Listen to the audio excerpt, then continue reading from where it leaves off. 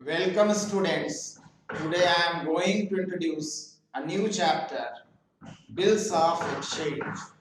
आज हम आपके सामने में एक नया चैप्टर लेकर के आए हैं जिसका नाम है bills of exchange. Bills of exchange में दो टर्म है, number one is bills and number two is exchange. Bill is very popular word.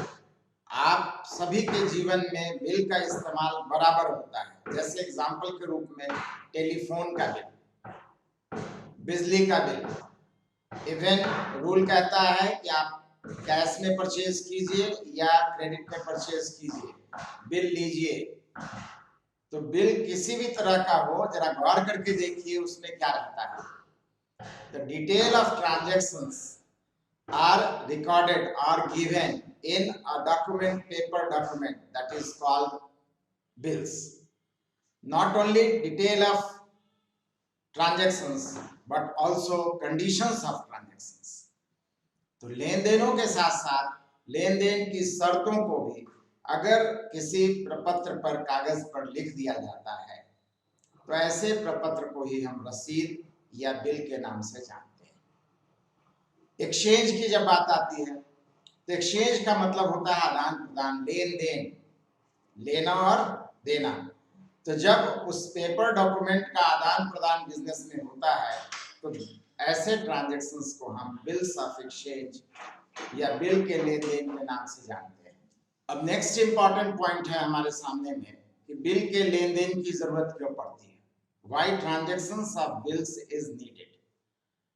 इस बात को समझने से पहले हमें बिजनेस के बारे में जानना चाहिए, बिजनेस ट्रांजैक्शंस के बारे में जानना चाहिए। जहां तक बिजनेस ट्रांजैक्शंस की बात है, बिजनेस ट्रांजैक्शंस का दो रूप होता है, आइदर कैश ट्रांजैक्शंस और क्रेडिट ट्रांजैक्शंस।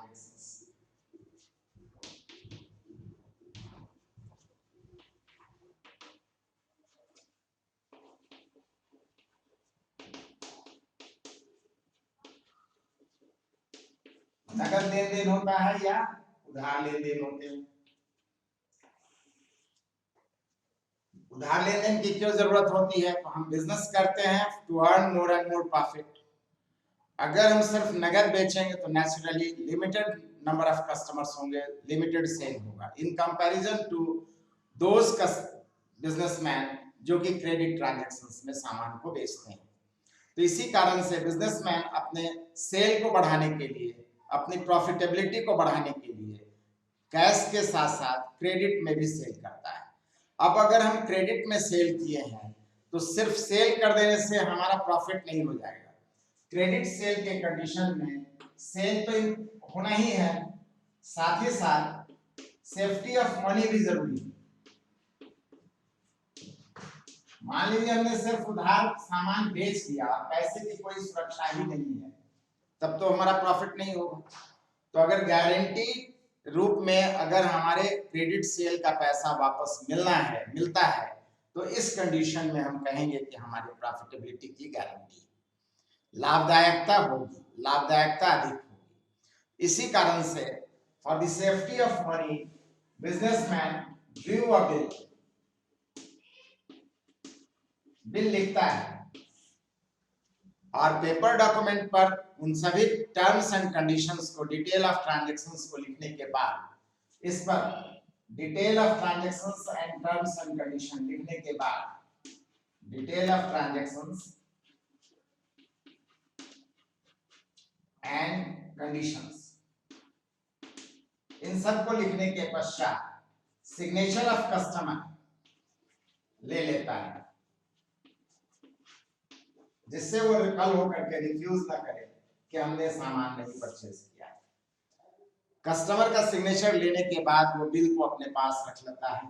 निश्चित रूप से ड्यू कौन करेगा बिल, तो यहाँ पर ड्यू करने के क्रम में हम देखते हैं दो पार्टी है, एक है सेलर और दूसरा है परचेजर। और हम जानते हैं अकाउंटिंग या हिसाब किताब या जो भी कस्टमर से पैसा लेना है उसका कैलकुलेशन अकाउंटिंग सब सेलर के द्वारा किया जाता है।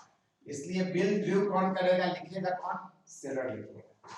Signature of customer means purchaser का सिग्नेचर होगा। और ऐसा करने के बाद बिल कहां पे आ जाता है? सेलर के पास।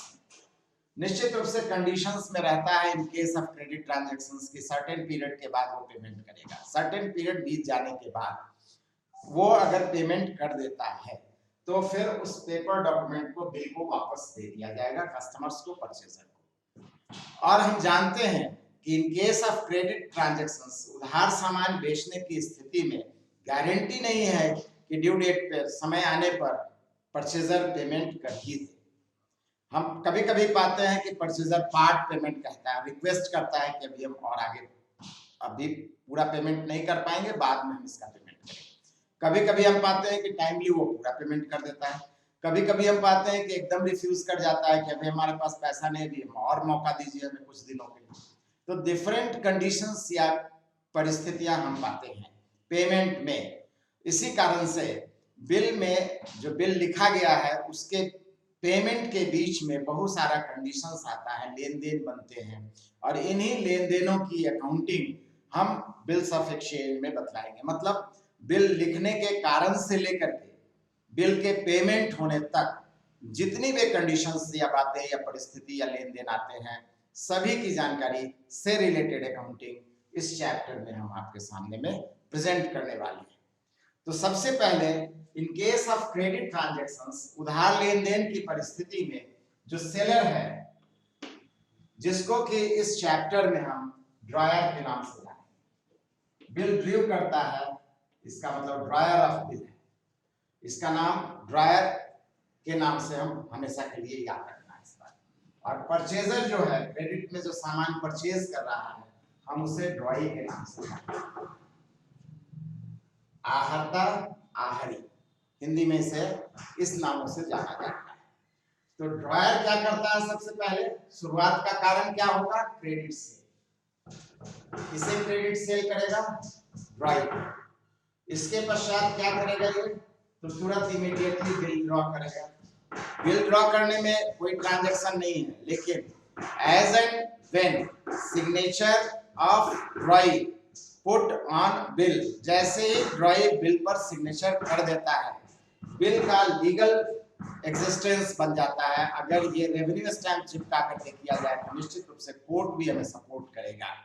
और इसी कारण से बिल का लेन देन यूज किया जाता है कि अगर ड्यू डेट में बिल लिखने के बावजूद भी ड्रॉई पेमेंट से इनकार कर देता है, तो ड्रॉयर जो है इस पेपर डॉक्यूमेंट के सहारे कोर्ट में केस करके, और फिर कोर्ट सेलर को, ड्रॉयर को सपोर्ट करेगा और उसको पेमेंट दिलवाएगा। तो guarantee of return of the amount हो जाता है only when bills of exchange और बिल्स ट्रांजैक्शंस, बिल का लेन देन या बिल का आदान प्रदान होने की परिस्थिति में, बिल लिखा जाने की परिस्थिति में guarantee of return of the credit sale amount हो जाता है, सेफ्टी ऑफ मनी हो जाती है।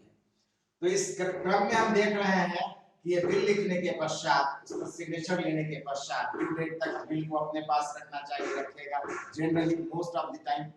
और फिर ड्यू डेट में क्या करना चाहिए? इसे पेमेंट कर देना चाहिए। अगर पेमेंट कर देता है तो एकदम सिंपल कंडीशन में इस तरीके की परिस्थितियां हम पाते हैं।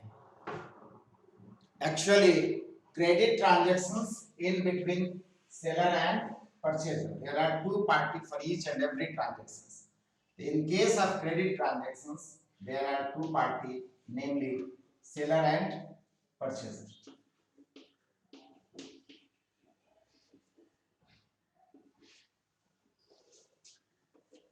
In this chapter, seller is represented or recorded, always recorded in the name of God, and purchaser always known as God.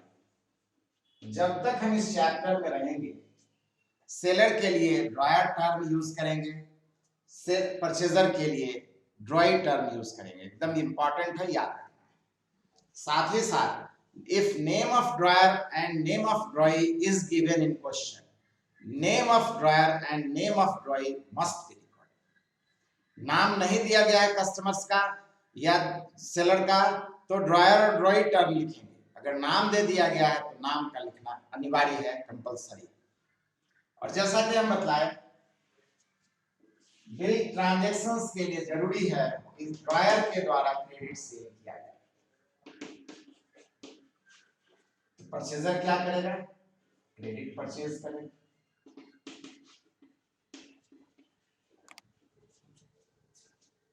इसके पश्चात ये ड्रॉयर क्या करता है, बिल ड्यू करता है। दूसरे शब्दों में बिल पर ड्रॉई से सिग्नेचर लेता है, वो एक्सेप्ट करता है कि हमने क्रेडिट में परचेज किया है। दूसरे शब्दों में acceptance of bill receipt, acceptance of bill receipt. इस पार्टी की बात करें तो ये एक्सेप्टेंस ऑफ बिल है, बिल की स्वीकृति देता है। और बिल एक्सेप्टेड,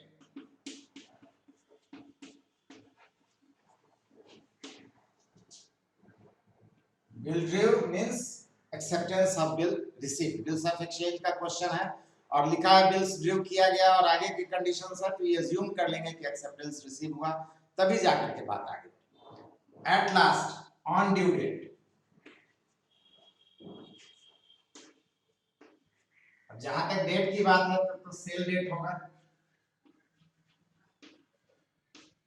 एक्सेप्टेंस भी सेम डेट में होगा, लेकिन पेमेंट कब होगा, पेमेंट क्या, पेमेंट होना चाहिए कब, तो ड्यू डेट का इंतजार करेंगे और ये पेमेंट रिसीव करेगा बिल का, पेमेंट ऑफ बिल रिसीट। और ये क्या करेगा, payment of bill made. Accounting की बिगिनिंग जो होती है अंडर डबल एंट्री सिस्टम, वो हमारा जर्नल एंट्रीज से होता है। इससे भी पहले एक और इम्पोर्टेंट पॉइंट आपको जानना चाहिए कि आखिर बिल्स ऑफ एक्सचेंज जो है वो प्रोसेस टू रिकॉर्ड में कहां पर आता है। तो नेचुरली प्रोसेस टू रिकॉर्ड जो है हमारा बिगिंस करता है from rough book and then systematic recorded in journal, subdivision of journal and accounting equation. Journal subdivision of journal है तो next step of accounting is ledger and then trial balance if need so। अगर हम जांचना चाहते हैं, verify करना चाहते हैं तो ट्रायल बैलेंस प्रिपेयर करते हैं। और फिर लास्ट स्टेज ऑफ अकाउंटिंग है फाइनेंशियल स्टेटमेंट या फाइनल अकाउंट्स। अब इनके बीच में बहुत सारी परिस्थितियां या समस्याएं आती हैं। उन्हीं समस्याओं से संबंधित एक समस्या है, अगर हमने क्रेडिट सेल किया है और पैसे की सुरक्षा हम चाहते हैं तो निश्चित रूप से बिल्स ऑफ एक्सचेंज होता है। तो बिल्स ऑफ एक्सचेंज में अगर कोई लेन देन होता है तो ऐसी परिस्थिति में जो भी लेन देन है, दो लेन देन के लिए दो पार्टी होना जरूरी है। एक यहाँ पर पार्टी ड्रॉयर है, दूसरा पार्टी ड्रॉई है। इनके यहाँ अकाउंटिंग की बिगिनिंग जो होगी वो जर्नल के रूप में होगी। जर्नल में क्रेडिट सेल की क्या एंट्री करता है ये तो आप पहले जर्नल एंट्रीज में पढ़ चुके हैं। फिर भी रिसीवर को हम डेबिट करते हैं, डेबिट द रिसीवर, ड्रॉई डेबिट है होगा। इस कारण से सामान बेचा गया क्रेडिट पे ड्रॉई, तो ड्रॉई रिसीवर है। और क्या बेचा गया, गुड्स, गुड्स के जगह पर रिप्रेजेंट कराएंगे सेल्स।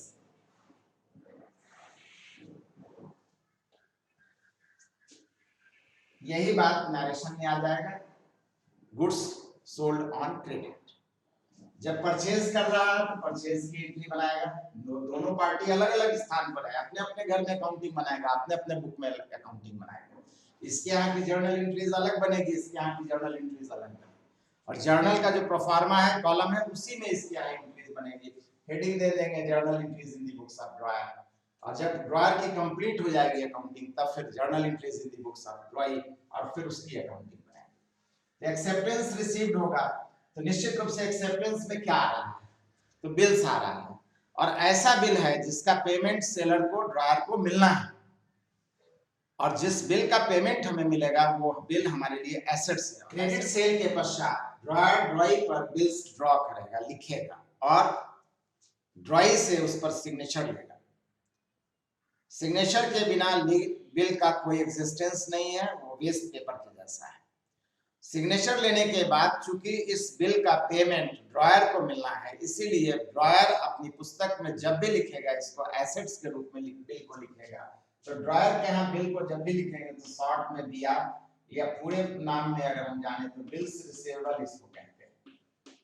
तो ड्रॉयर के यहाँ जब भी ये लिखा जाएगा बिल्स रिसीवेबल या बीआर के नाम से। जस्ट अपोजिट ये इस बिल का पेमेंट ड्रॉई करेगा तो ड्रॉई के लिए ये बीपी कहलाएगा, दूसरे शब्दों में पूरा नाम बिल्स पेबल, ऐसा बिल जिसका पेमेंट करना है।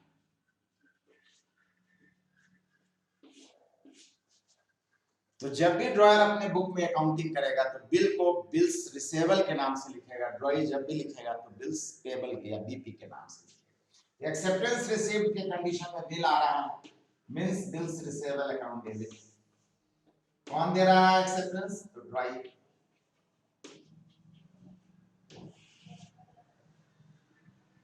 एक्सेप्टेंस ये दे रहा है, who is the receiver of this acceptance? Naturally dryer. क्या जा रहा है? बिल। बिल को ये किस नाम से रिकॉर्ड करेगा? तो बिल्स पेबल, बीपी। इसके पश्चात क्या है? तो ड्यू डेट आने पर इसे पेमेंट मिलना है। नॉर्मल केस में अगर पेमेंट मिल रहा है ड्यू डेट आने पर तो सिंपल सी बात है, कैश या बैंक अकाउंट डेबिट। और फिर बिल दे देगा, बिल आए या जाए। ड्रॉयर अपने बुक में बिल को जब भी रिकॉर्ड करेगा तो बिल्स रिसेवेबल के नाम से। इसके यहाँ जब ये पेमेंट करेगा, पेमेंट करने वाला पार्टी, तो उस कंडीशन में पैसा जाएगा और बिल ले लेगा। बिल आ रहा है, बिल्स पेबल के नाम से ये रिकॉर्ड करता है, बिल इसके पास रिसीव हो या बिल दे, ये जब भी लिखेगा बिल्स को बिल्स पेबल के नाम से। और पैसा जा रहा है रियल अकाउंट के रूल से। तो कोई भी जो जर्नल एंट्री हम बनाते हैं हमेशा याद रखें वो गोल्डन रूल पर ही बेस्ड रहता है, उससे बाहर कोई जर्नल एंट्री नहीं होती है। हाँ, यहाँ पर कंडीशंस फिक्स हैं, बार बार ये कंडीशंस आएंगे क्वेश्चन में, बार बार हमें ये एंट्री बनानी पड़ेगी। एंट्री याद करने की जरूरत नहीं है, आप मदद लेकर के देख करके एंट्री को बार बार बनाइए, कोई प्रॉब्लम नहीं आना है, याद भी होता चला जाएगा, आगे भी बढ़ते चले जाएंगे। इस तरीके से साधारण स्थिति रहने से, सामान्य स्थिति रहने से बिल्स ऑफ एक्सचेंज के क्वेश्चन को हम अगर ड्यू डेट में पेमेंट टाइमली हो जाता है तो इस तरीके से रिकॉर्ड करते हैं। वैसे हम सिस्टमेटिक डिटेल में इसकी अकाउंटिंग अगले वीडियो में प्रेजेंट करेंगे। साथ ही साथ बिल्स के पेमेंट न होने के कंडीशन में या बिल्स के पेमेंट होने के कंडीशन में भी बहुत सारे स्टेप्स आते हैं, कंडीशंस आते हैं, बहुत सारी परिस्थितियां आती हैं। हर एक परिस्थिति की अकाउंटिंग हम अगले वीडियो में प्रेजेंट करेंगे विथ एग्जाम्पल, उदाहरण के साथ और इम्पोर्टेंट कंसेप्ट और ट्रिक बतलाते हुए एग्जाम्पल से उसको हम प्रमाणित करेंगे, प्रूफ करेंगे, स्पष्ट करेंगे। हमें उम्मीद है आप हमारी वीडियो को रेगुलर देखते हैं, साथ ही साथ अपने दोस्तों के बीच में, अपने पहचान के बीच में जरूर शेयर कीजिए, आवश्यक रूप से इसे सब्सक्राइब कीजिए, लाइक कीजिए। Thank you.